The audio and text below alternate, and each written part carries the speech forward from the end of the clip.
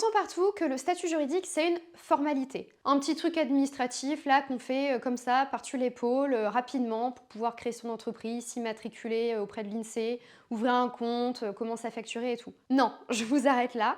En réalité, le statut juridique, c'est beaucoup plus que ça, hein. Je dirais même que c'est l'un des choix les plus structurants quand on lance son activité. Pourquoi? Tout simplement parce que le statut juridique, il va avoir un impact direct sur votre protection personnelle, vos cotisations sociales, votre fiscalité et surtout la manière dont votre activité va pouvoir évoluer dans le temps. Parce que oui, une fois que vous vous lancez, si ça décolle, si votre chiffre d'affaires explose, il faudra peut-être changer de statut. Une fois ça dit, petit spoiler alerte, la micro-entreprise, je vous le dis, ce n'est pas fait pour tout le monde, hein. Malheureusement, je reçois beaucoup trop de messages sur les réseaux sociaux ou même sur notre forum d'entrepreneurs qui disent que bah voilà, ils ont fait une micro-entreprise, qu'ils se sont plantés, ils regrettent leur choix, etc. D'ailleurs, c'est ce genre de message qui m'a inspiré la vidéo. Bref, je vous ai concocté une vidéo aux petits oignons dans laquelle je passe en revue les statuts juridiques les plus courants, à savoir dans l'ordre de la vidéo, ça va être la micro-entreprise, l'entreprise individuelle, le URL et la SARL, puis la SASU et la SAS. Allez, c'est parti, on ne prend pas peur des acronymes.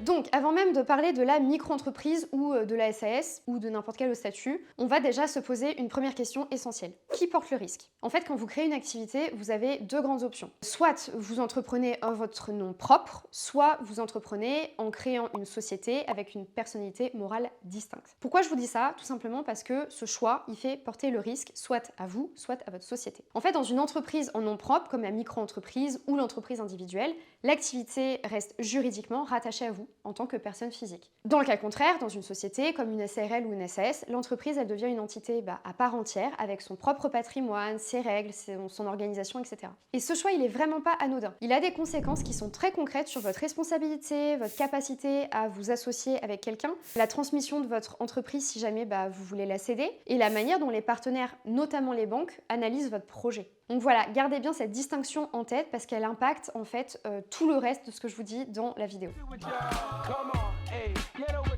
Alors, on commence avec le statut le plus connu, la micro-entreprise. Jadis appelée auto-entreprise, c'est la même chose. Alors, première chose importante à comprendre, déjà, la micro-entreprise, c'est pas un statut juridique à part entière. C'est un régime simplifié de l'entreprise individuelle, qui pour le coup, ça, c'est un vrai statut juridique, mais j'y reviens après dans la vidéo. Le fonctionnement de la micro-entreprise, il repose sur un principe très clair. Vos cotisations sociales, vos potentielles aides financières, vos impôts, tout ça, c'est calculé sur votre chiffre d'affaires encaissé, sans jamais tenir compte de vos charges réelles. Je m'explique. Imaginons que vous fassiez 30 000 € de chiffre d'affaires, mais vous avez 10 000 € de charges. Donc 10 000 € de dépenses qui sont liées à votre activité. Ça peut être, je sais pas, de l'essence, l'achat d'une voiture, le loyer d'un local, etc. Donc si on prend le calcul, 30 000 € de chiffre d'affaires moins 10 000 € de dépenses, ça vous fait 20 000 € dans votre poche. Pour le dire très crûment, en micro-entreprise, l'administration n'en a rien à faire que vous mettiez 20 000 € dans votre poche. Eux, ce qu'ils regardent, c'est les 30 000 € de chiffre d'affaires encaissés. Donc c'est pour ça que la micro-entreprise, elle est adaptée aux activités de service, avec peu de charges,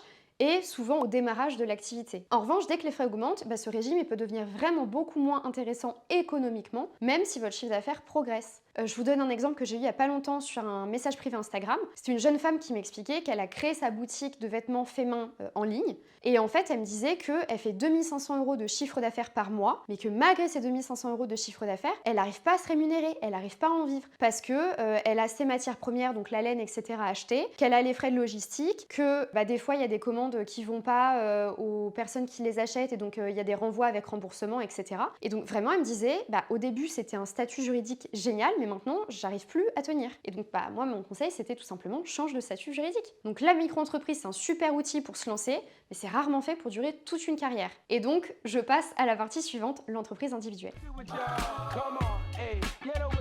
Entre la micro-entreprise et l'entreprise individuelle, on change complètement de logique. On ne raisonne plus en chiffre d'affaires, mais en résultats économiques réels. En fait, concrètement, avec l'entreprise individuelle, vous pouvez réduire vos charges, récupérer la TVA et calculer un bénéfice qui correspond vraiment à la réalité de votre activité. Donc, déduire vos charges, en gros. Depuis la réforme de 2022, le patrimoine personnel et le patrimoine professionnel, ils sont séparés. En gros, avant, on aurait pu saisir vos biens personnels si votre EI avait un problème de trésorerie. Mais bon, aujourd'hui, c'est plus le cas. Par contre, attention, dans certaines situations, je préfère le préciser, notamment si vous demandez un financement auprès d'une banque ou autre, des garanties personnelles peuvent vous être demandées. Une fois cela dit, l'entreprise individuelle, elle est souvent choisie par des indépendants qui travaillent seuls, avec une activité qui est déjà bien installée et sans projet immédiat d'association. Pourquoi je dis ça? Parce que comme son nom l'indique, l'entreprise individuelle, c'est un projet individuel. Voilà, si vous voulez vous associer, il faudra changer de statut juridique. Et donc c'est pour ça qu'une micro-entreprise dont l'activité a bien décollé, on peut souvent la transformer en entreprise individuelle. Quand on crée une société, il y a deux formes qui reviennent très souvent, le URL ou la SASU. Je fais une petite digression pour ceux qui voudraient créer une société avec des associés. Une URL avec des associés, c'est une SARL. Une SASU avec des associés, c'est une SAS. Il n'y a plus de confusion normalement une fois que je vous dis ça. Le URL ou la SARL offre un cadre juridique qui est très structuré, vraiment comme ça. Les règles, elles sont largement prévues par la loi, ça peut être vraiment rassurant. Aussi, le gérant majoritaire, il relève du régime des travailleurs non salariés et les cotisations sociales, elles sont souvent plus faibles. Bon, par contre, ça veut dire que la protection sociale, elle est elle aussi plus limitée. De l'autre côté, la SASU ou la SAS, elles offrent beaucoup plus de liberté. Les règles, elles sont là aussi largement définies par les statuts, donc encore une fois, si vous voulez un cadre, il y en a un. Par contre, le dirigeant, il est assimilé salarié, donc il a une meilleure protection sociale, par contre un coût plus élevé pour l'entreprise. Et la SAS, elle est souvent choisie pour des projets qui ont de la croissance, qui auront de la croissance, mais elle demande du coup un vrai travail juridique en amont. Du coup, une SAS mal structurée, franchement, ça peut devenir un frein plutôt qu'un atout. Donc vraiment, bosser le travail juridique en fait en amont. Voilà pour les différences SASU, SARL, URL, etc. Si vous avez des questions ou que vous voulez une vidéo entière sur le sujet, franchement, n'hésitez pas, dites-le moi en commentaire, je me ferai un plaisir de faire des vidéos dédiées. Alors, première option, c'est l'impôt sur le revenu. Dans ce cas, les bénéfices de votre entreprise, ils sont directement intégrés à vos revenus personnels, qu'ils soient ou non versés directement sur votre compte, qu'on soit d'accord. Du coup, autrement dit, fiscalement, tout ce que gagne votre entreprise, c'est considéré comme gagné par vous, entrepreneur. Deuxième option, l'impôt sur les sociétés. Ici, la logique, elle est complètement différente. C'est l'entreprise qui paye l'impôt sur ses bénéfices. Et donc, vous êtes imposé uniquement sur ce que l'entreprise vous verse, sur ce que vous versez par votre entreprise. J'espère que c'est clair. Ce système, en fait, il permet de conserver de la trésorerie pour votre entreprise, d'investir et même de piloter plus finement votre rémunération, puisque c'est vous qui choisissez combien vous versez. Mais du coup, attention, l'impôt sur les sociétés, c'est pas une solution miracle, hein. C'est un outil de pilotage, c'est pas une optimisation fiscale ou je sais pas quoi, comme je peux entendre dire des fois. Donc en pratique, le choix entre impôt sur les revenus ou impôt sur les sociétés, il va déterminer le statut juridique que vous allez adopter. Et donc du coup, avec l'impôt sur le revenu, on va avoir plutôt la micro-entreprise, l'entreprise individuelle ou le URL, alors qu'avec l'impôt sur les sociétés, on aura plutôt la SAS, la SASU ou la SARL. Donc pour résumer, on peut raisonner par grande situation. Si vous lancez une activité qui est simple, qui a peu de charges, la micro-entreprise, elle peut être vraiment cohérente au démarrage. Si votre activité nécessite des investissements ou des frais réguliers, l'entreprise individuelle, hors micro-entreprise, vous aurez compris, elle est souvent plus adaptée. Si vous voulez vous associer à plusieurs et que vous cherchez un cadre stable, je vous conseille le URL ou la SARL qui sont fréquemment choisis dans ce cas-là. Et si vous avez un projet qui est plutôt évolutif, où il y a une logique de développement, la SASU ou la SAS, c'est des statuts à privilégier. Il n'y a pas vraiment de règles dans l'absolu, mais il y a quand même des cohérences à respecter en fonction de tout ce que j'ai cité précédemment dans la vidéo. Donc je pense que vous l'aurez compris, le statut juridique, c'est pas une simple formalité, hein. C'est une décision qui est hyper structurante, qui engage le présent et qui prépare l'avenir. Donc bien choisir son statut, c'est sécuriser son activité, mais aussi anticiper son développement et se laisser des options pour la suite, parce qu'on ne sait pas de quoi l'avenir est fait. Sauf si vous êtes Madame Irma. Dans ce cas-là, dites-le moi en commentaire parce que je vous contacterai peut-être.